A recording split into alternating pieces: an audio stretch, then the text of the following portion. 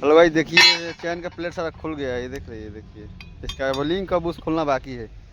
सारा प्लेट खुल गया है इसका सारा, देखिए बोल्ट है, ये बोल्ट खुल ये रखा रहा है उसमें, एक बाल्टी में सब, ये बाल्टी में रखा रहा है, वो देखिए बाल्टी वहाँ है, इसमें सरफ घोर दिया गया है, उसी में रखाएगा, इसको धोएगा तो फिर इसको धो के दोबारा लगेगा। ये सारा देखिए सारा प्लेट खुल गया ये।